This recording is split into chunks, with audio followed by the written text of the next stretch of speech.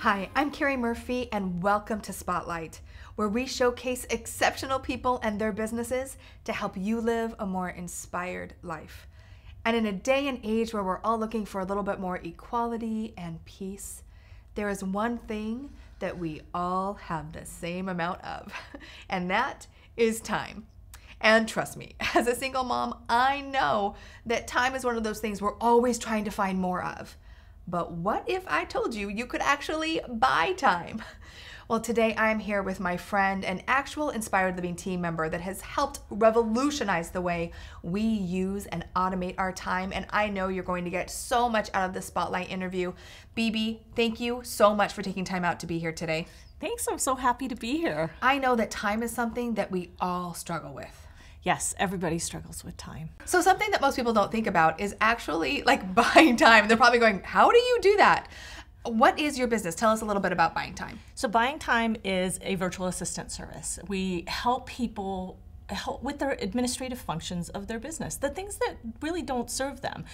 If you're a coach or you're an accountant, whatever that is that you do, that's what you should be doing. You shouldn't be updating your website and putting your blog up or putting out your newsletter or even making customer service responses to your clients. Right. Let somebody else that can do those things more efficiently while you do what you're good at. Right, and that makes so much sense. And I think for most entrepreneurs or people who are starting their businesses, I think time is one of the things, as we see, people struggle with the most. What made you actually come up with this concept, Bibi? What was going on in your life where you felt like you needed more time yourself? Well, I came from 24 years in the corporate world, and I traveled a lot. And when we had to take my mother's license away, and she couldn't go to the grocery store, she couldn't do any of those things. So I tried to find something that was local that would actually just kind of help her with things like that. You know, take her to the grocery store or even just get the groceries for her. Help her write bills. Taking care of just the things around the house. So that's kind of how it started. The business has evolved to what it is now, but it really came from my own need and the necessity of finding somebody who could just kind of take the edge off a little bit, where I didn't have to run around and take care of these things for the few precious hours that I was home. Yeah, and I think for so many women, whether you're in corporate or you are running your own business, you know, there are so many hats that we wear. There are so many things that we're doing. Heaven forbid a family member gets ill and now we have another responsibility. And so, Bibi, you really help people kind of systematize and automate some of the things too that they would do to free up some time. So tell us a little bit about that. Yeah, so when we first started the business, as I said, it evolved into this virtual world, this idea that we went from physically helping people, running errands and things like that, to now looking at their businesses and how they can be more efficient in their business. And that was one of the hardest things to look at when you're in the business. As somebody who is working in their day-to-day, you don't know that there are systems out there that can do the things that you're doing. There's simple things like, let's just use a simple like card sending service where somebody would sit down and write thank you cards or something like that after meeting someone. Right. There's systems out there like that you can set up that will automatically do it for you. All you have to do is go in and put in their name, the address, and your message that you want sent to them. So there's a lot of things like that when we look at how we automate, people think that you can delegate only to a person. And that's not necessarily true. There's a lot of things in your business that you can put into systems, find software for. There's an app for everything. There really is. And I have to tell you that once you really understand this and you realize that really our time is our greatest commodity, you know, our time is what is the most valuable thing. And most people don't think about, you know, virtual assistants or automation. And it really hinders them from showing up really bigger and making more of a conscious impact on the communities that they're around. One of the things that we have a tendency to do is not treat our time the same way we would treat our money. So we don't look at our time in the same way. If somebody said to you, hey, you can buy these earrings for $20 or you can buy the same earrings for $100, you would buy them for $20. I'm liking the $20 earrings, right? Yes. If somebody said to you, you can have this done for you in 20 minutes, or you can spend an hour doing it. What would you do? Yeah, I'm going for the 20, sister. Right. Yeah. So that's where it's looking at, it doesn't have to be you that does that in the 20 minutes. It's get rid of the hour that you're spending and let somebody whose genius it is to do that. And that's where you look at not what it's costing you, but how much is it making you? How much are you looking at what the value of your time is? Okay, so this is a good, juicy point in the conversation, because when we speak to so many startup entrepreneurs, the first thing they say is, I can't afford help. They're doing everything, running their errands, invoicing, contracts, customer service. You know if I'm talking to you, right? And so they're like, I can't. Let's talk about that a little bit. Like, what is it costing them not to get the help? I think that one of the hardest parts of that is that when you look at what really is your time worth, okay? If you are in your first year of business, it's kind of going to be a little difficult to do this exercise. But really take and look at how much revenue did you make? Divide that by the amount of hours that you actually spent working. And remember, what do they say about entrepreneurs? We're the only ones who leave a 40-hour job to take on an 80-hour work week. Yeah. And so it's really kind of making sure, what is that number? Divide that. Figure out what you're actually spending that time on. And then look at what you're really charging for your hour. I mean, we can do something simple, like look at somebody who charges $300 an hour and they're going to hire somebody to do something for $50 an hour. That's a little bit of a no-brainer. Right. You're going to make $250 by releasing that hour to somebody else. And I really feel like more and more people don't look at things that way. Look at it in that sense of money. How do you leverage that time? Leveraging is so important when you are starting up a business. So when you say leverage, what do you mean by that?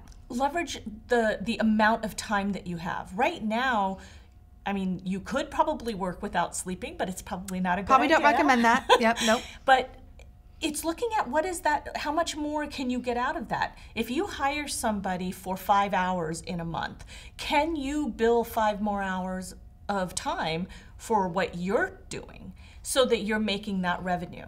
Leveraging that time that says, I've given 5 hours of what I used to do to somebody else, and now I can make money off of that 5 hours. Right, and that takes that too, like focus on where you're spending your time, because it is easy to delegate or automate and just think, okay, I'm going to go play now, right? But really going in there and saying, with these 5 hours that I've just handed over to someone else, right, I'm going to use that to go speak, to make calls, to, market my business and let people know more about what I do and to do what I do best. And those are the kinds of things to think about. I started my business 10 years ago. My daughter was 15 years old when I started my business, and I think I should have started it a lot sooner, because at that point she was in high school and really didn't care less if I was around or not.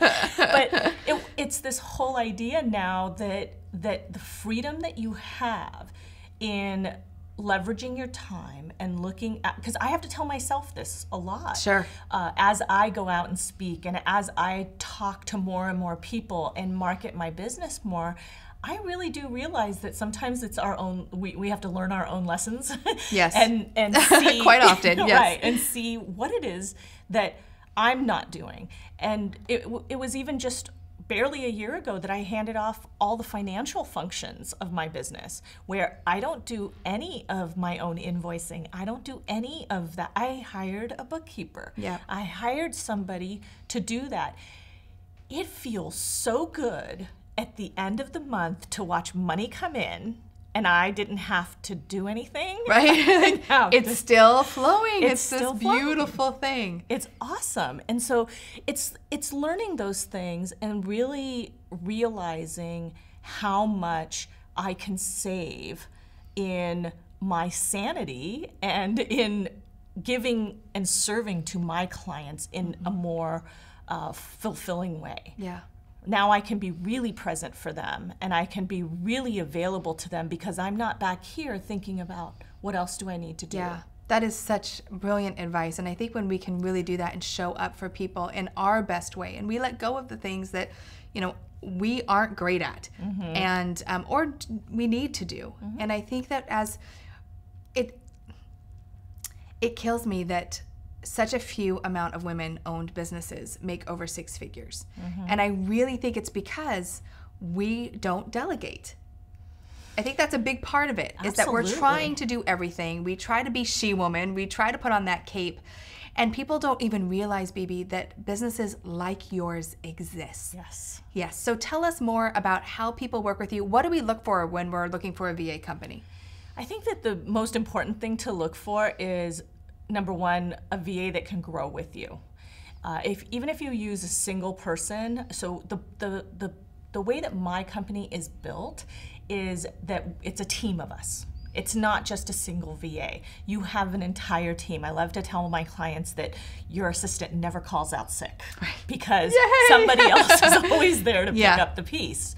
And so, looking at that and seeing what is it that you really need. We have the ability for clients to use us for as little as 2 hours a month on up to 40 plus hours a month.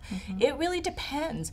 But find somebody that you can grow with. Find that opportunity that allows you to say, right now I only need, an hour every couple of weeks. But as my business grows, I want to be able to give them more. So that's one of the first things that I would look at and consider. The second thing is I would encourage everyone to look at who is someone else using. Social media is a great place to go out there and ask people for recommendations. Who are they using? Who do they talk to? Because that's where you're going to find real information. I always encourage people to look at the work that's done by somebody that is a VA. So if you see something out there, newsletters that come out, things like that come out from a client that you really do like, ask them. Yeah. Who do they use? Who's their VA? And the last thing I would just really consider and look at is making sure that you have a communication in place. What is their communication tool? Are they using a project management system?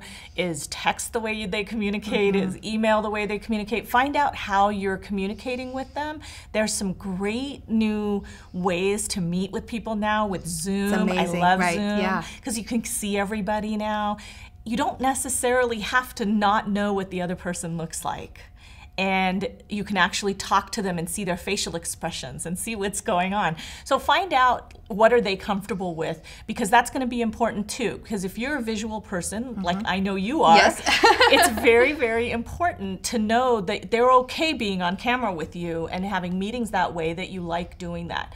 And I think that it's important also to make sure that whoever you're working with, whether it's your bookkeeper, whether it's a VA, whatever it is that you're doing, that you have a check-in process. Is it weekly? Is it monthly? Is it quarterly? Whatever it is, just to talk about how the relationship and the partnership is working. Oh, so good. And regardless of where you're at in your business, whether you're just starting or you're expanding and growing into that influencer role you see for yourself, finding a good VA, finding a company that can truly support your vision. And I actually really like staying within the US. There's lots of opportunities outside the US, but I like working on like a time frame and a time clock that I can connect with people. And I know I'm supporting people right here at home. So Bibi, I love what you do. And by the way, as someone who is committed to helping you live a more inspired life, everyone that sits in on these spotlight interviews are people that I know and I trust, both personally and with my business. And Bibi, you have been an incredible support as we grow, and I'm so glad our clients get a chance to work with you as well. So thank you so much. Thank you. Yes. Thank you. And thank you for taking time out to watch the Spotlight interview. We would love to hear from you. Where are you struggling with time? What is the #1 thing that you could give up that allows you to show up more powerfully in your business? Post it below, and don't forget to share this video with other people that you care about, because when you are inspired, you inspire others. Speaking of, want more inspiration? Head over to inspiredliving.tv and join the Inspired Living community. And remember to keep dreaming it, living it, and being it. Until next time.